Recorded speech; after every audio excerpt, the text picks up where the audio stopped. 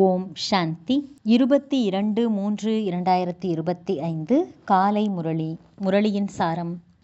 பாபா சொல்றார், இனிமையான குழந்தைகளே, நம்முடைய பரலௌகிக தந்தை உலக அதிசயமான ஸ்வர்க்கத்தை படைக்கின்றார். அதற்கு நாம் அதிபதியாக ஆகின்றோம் என்ற போதை உங்களுக்கு இருக்க வேண்டும். கேள்வி: பாபாவின் சங்கத்தில் அல்லது சேர்க்கையில் இருப்பதன் மூலம் உங்களுக்கு என்னென்ன பிராப்திகள் கிடைக்கின்றன? பதில்: பாபாவின் சேர்க்கை அல்லது தொடர்பின் மூலம் நாம் முக்தி மற்றும் ஜீவன் முக்திக்கான அதிகாரத்தை, உரிமையை பெறுகின்றோம். பாபாவின் தொடர்பு ஆத்மாவை கரையேற கயிற்றை கொடுக்கிறது, அதாவது அக்கறைக்கு அழைத்துச் செல்கிறது. பாபா நம்மை தன்னுடையவராக ஆக்கி ஆஸ்திகராகவும் திரிகாலதரிசியாகவும் மாற்றுகின்றார். நாம் படைப்பவர் மற்றும் படைப்பின் முதல் இடை கடைசியை தெரிந்து கொள்ளுகின்றோம். பாடல்: பொறுமையாயிரு மனிதனே. ஓம் சாந்தி. இதை யார் கூறுகிறார்கள்? குழந்தைகளுக்கு தந்தைதான் கூறுகிறார். அனைத்து குழந்தைகளுக்கும் சொல்ல வேண்டியுள்ளது. ஏனென்றால் அனைவரும் துக்கத்தில் இருக்கிறார்கள், தைரியம் அற்றவர்களாக இருக்கிறார்கள், தந்தையை நினைக்கிறார்கள். துக்கத்திலிருந்து எங்களை விடுவியுங்கள், சுகத்தின் வழிகாட்டுங்கள் என்று அழைக்கிறார்கள். இப்போது மனிதர்களுக்கு, குறிப்பாக பாரதவாசிகளுக்கு, பாரதவாசிகளாகிய நாம் சுகத்திலே இருந்தோம் என்ற நினைவே இல்லை. பாரதம் பழமையிலும் பழமையான அதிசயமான நாடாக இருந்தது. உலக அதிசயம் என்று சொல்கிறார்கள் அல்லவா? இங்கே மாயையின் ராஜ்யத்தில் 7 அதிசயங்கள் பாடப்பட்டுள்ளன. அவை ஸ்தூலமானவை ஆகும். இது மாயையின் அதிசயமாகும். இதில் துக்கம் இருக்கிறது. ராமரான பாபாவின் அதிசயம் ஸ்வர்க்கமாகும். அதுவே உலக அதிசயமாகும். பாரதம் ஸ்வர்க்கமாக இருந்தது, வைரம் போல் இருந்தது. அங்கே தேவி தேவதைகளின் ராஜ்யம் இருந்தது. பாரதவாசிகள் அனைவரும் இதை மறந்துவிட்டனர். தேவதைகளுக்கு முன்பு தலை வணங்குகின்றனர், பூஜை செய்கின்றனர். ஆனால் யாருக்கு பூஜை செய்கிறார்களோ அவர்களுடைய வரலாற்றை தெரிந்து கொள்ள வேண்டும் அல்லவா? இங்கே பரலௌகிக தந்தையிடம் வந்துள்ளீர்கள் என்று எல்லையற்ற தந்தை புரிய வைக்கின்றார். ஸ்வர்க்கத்தை ஸ்தாபனை செய்யக்கூடியவர் பரலௌகிக தந்தை ஆவர். இந்த காரியத்தை எந்த மனிதரும் செய்ய முடியாது. இவருக்கு, பிரம்மாவுக்கு கூட பாபா கூறுகின்றார், கிருஷ்ணனின் பழமையான தமோ பிரதானமான ஆத்மா நீ. உன்னுடைய பிறவிகளை பற்றி உனக்கே தெரியாது. நீ கிருஷ்ணராக இருக்கும்போது சத்தோ பிரதானமாக இருந்தாய். பிறகு 84 பிறவிகளை எடுத்து இப்போது தமோ பிரதானமாக ஆகியுள்ளாய். விதவிதமான பெயர்கள் இருக்கின்றன. இப்போது உன்னுடைய பெயர் பிரம்மா என்று வைக்கப்பட்டுள்ளது. பிரம்மாவிலிருந்து விஷ்ணு அல்லது ஸ்ரீகிருஷ்ணராக ஆகின்றார். பிரம்மாவிலிருந்து விஷ்ணு, விஷ்ணுவிலிருந்து பிரம்மா என்றாலும் விஷயம் ஒன்றுதான். பிரம்மாவின் வாய்வழி வம்சம் பிராமணரிலிருந்து தேவதையாகிறீர்கள். பிறகு அதே தேவி தேவதைகள்தான் சூத்திரர்களாகிறார்கள். இப்போது நீங்கள் பிராமணராகிவிட்டீர்கள். இப்போது பாபா குழந்தைகளுக்கு புரிய வைக்கின்றார், இதுவே பகவான் வாக்கு ஆகும்.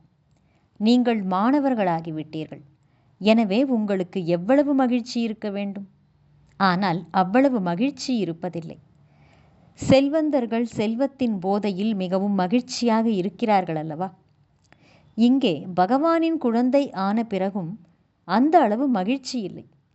புரிந்து கொள்ளுவதில்லை. கல் புத்தி அல்லவா? அதிர்ஷ்டத்தில் இல்லை என்றால் ஞானத்தை புரிந்து கொள்ள முடியாது. இப்போது பாபா உங்களை கோயிலில் அமர வைக்கும் அளவிற்கு தகுதி உள்ளவர்களாக ஆக்க வந்துள்ளார். ஆனால் மாயையின் சேர்க்கை ஒன்றும் குறைச்சலானதில்லை. நல்ல நட்பில் இருந்தால் உயர்வார்கள், தீய தொடர்பில் இருந்தால் அழிவார்கள் என்று பாடப்பட்டுள்ளது. பாபாவின் சேர்க்கை உங்களை முக்தி, ஜீவன் முக்திக்கு அழைத்துச் செல்கிறது.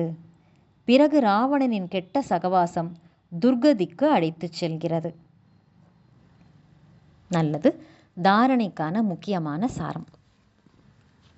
1. யார் மீதும் வெறுப்பை காட்டக்கூடாது.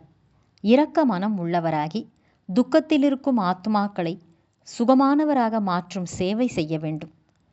தந்தைக்கு சமமாக மாஸ்டர் அன்பு கடல் ஆக வேண்டும். 2. நாம் பகவானின் குழந்தைகள். இந்த போதையில் அல்லது மகிழ்ச்சியில் இருக்க வேண்டும். ஒருபோதும் மாயையின் தலைகீழான தொடர்பில் போய்விடக்கூடாது. ஆத்ம உணர்வுடையவராகி ஞானத்தை கடைபிடிக்க வேண்டும். வரதானம். தந்தைக்கு சமமாக வரதானியாகி ஒவ்வொருவருடைய உள்ளத்திற்கும் ஓய்வளிக்கக்கூடிய மாஸ்டர் திலாராம் ஆகுக. விளக்கம். தந்தைக்கு சமமாக வரதான மூர்த்தியாக எந்த குழந்தைகள் இருக்கிறார்களோ அவர்கள் ஒருபோதும் யாருடைய பலவீனத்தையும் பார்க்க மாட்டார்கள். அவர்கள் அனைவரின் மீதும் கருணை உள்ளம் கொண்டிருப்பார்கள். எவ்வாறு தந்தை யாருடைய பலவீனத்தையும் தன் உள்ளத்தில் வைத்துக் கொள்வதில்லையோ அதுபோல வரதானி குழந்தைகளும் யாருடைய பலவீனத்தையும் தங்கள் உள்ளத்தில் வைத்து கொள்ள மாட்டார்கள். அவர்கள் ஒவ்வொருவரின் உள்ளத்திற்கும் ஓய்வளிக்கக்கூடிய மாஸ்டர் திலாராமாக இருப்பார்கள். எனவே உடன் இருப்பவர்களோ அல்லது பிரஜைகளோ அனைவரும் அவர்களுடைய மகிமையை பாடுவார்கள். இவர்கள் நம்முடைய சதா சிநேகி மற்றும் சகயோகி ஆவார்கள் என்று அனைவருடைய உள்ளத்திலிருந்தும் இந்த ஆசீர்வாதங்கள் அவர்களுக்காக வெளிப்படும். ஸ்லோகன். யார் சதா கவலையற்ற சக்கரவர்த்தியாக இருக்கிறாரோ அவர்தான் சங்கம யுகத்தின் சிரேஷ்டமான ஆத்மா ஆவார். நல்லது. இனிமையிலும் இனிமையான காணாமல் போய் வெகு காலம் கழித்து தேடி கண்டெடுக்கப்பட்டுள்ள செல்லமான குழந்தைகளுக்கு தாயும் தந்தையுமான பாப்தாதாவின் அன்பான நினைவுகள் மற்றும் காலை வணக்கம். ஆன்மீக குழந்தைகளுக்கு ஆன்மீக தந்தையின் நமஸ்காரம். ஆன்மீக தந்தைக்கு ஆன்மீக குழந்தைகளின் நமஸ்காரம். மாதேஸ்வரி அவர்களின் விலைமதிக்க முடியாத மகா வாக்கியம். ஞானம் நிறைந்த ஆத்மாக்கள் செய்யும் தவறுகளுக்காக 100 மடங்கு தண்டனை கிடைக்கும். இந்த அழிவற்ற ஞான யக்யத்தில் வந்து சாட்சாத் பரமாத்மாவின் கையை பிடித்து கொண்ட பிறகு தெரிந்தோ தெரியாமலோ ஒருவேளை அதன் மூலம் விகர்மம் ஏற்பட்டு விடுகிறது என்றால் அதற்கான தண்டனை மிகவும் கடுமையாக இருக்கும்.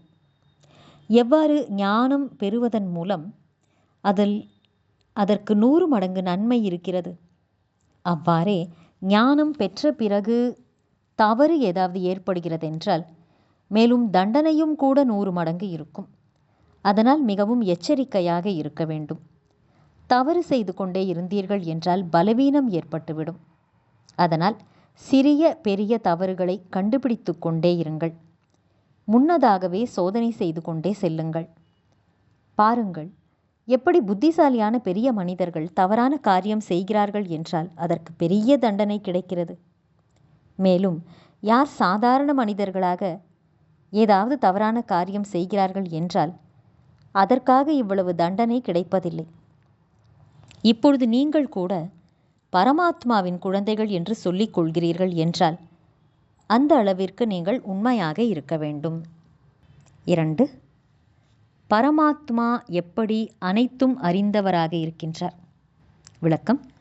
பரமாத்மா அனைத்தும் அறிந்தவர் என்று உலகத்தினர் கூறுகிறார்கள். ஆனால் அனைத்தும் அறிந்தவர் என்பது அனைவருடைய மனங்களையும் அறிந்தவர் என்ற பொருள் அல்ல. ஆனால் உலகத்தின் முதல் இடை கடைசியை பற்றி அறிந்திருக்கக்கூடியவராக இருக்கின்றார். பரமாத்மா படைக்கிறார், பாலனை செய்கிறார், மேலும் அழிக்கும் காரியத்தையும் செய்கிறார் என்ற பொருளும் அல்ல. பரமாத்மா உற்பத்தி செய்கிறார், உணவு கொடுக்கிறார், அழித்தும் விடுகிறார் என்பதும் அல்ல. மனிதர்கள் தனது கர்மத்தின் கணக்கு வழக்குப்படி பிறவி எடுக்கிறார்கள். பரமாத்மா தந்தை வந்து அனைவருடைய தவறான எண்ணங்களையும் நல்ல எண்ணங்களையும் தெரிந்திருக்கிறார் என்பது பொருள் அல்ல. முழு நாளும் தவறான எண்ணங்கள் வரும்.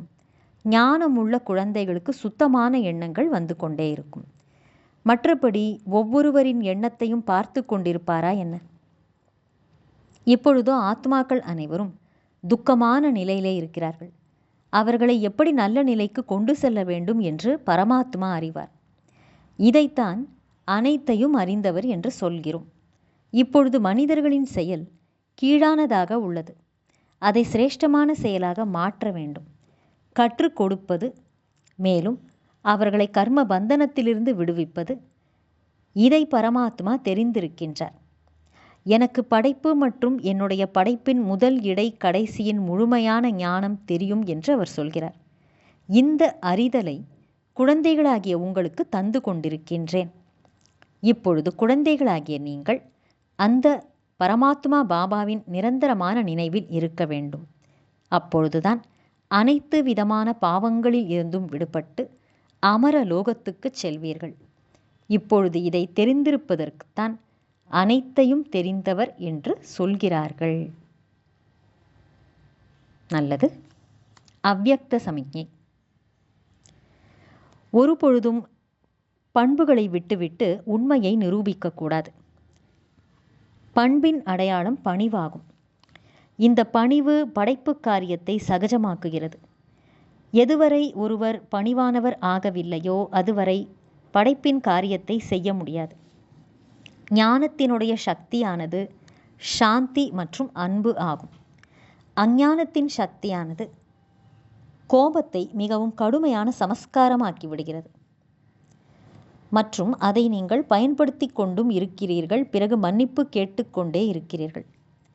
அவ்வாறு இப்பொழுது ஒவ்வொரு குணத்தையும் ஞானத்தின் ஒவ்வொரு கருத்தையும் சமஸ்காரமாக ஆக்கிக்கொள்ளுங்கள். அப்பொழுது நற்பண்புகள் வந்துவிடும். நல்லது. ஓம் சாந்தி.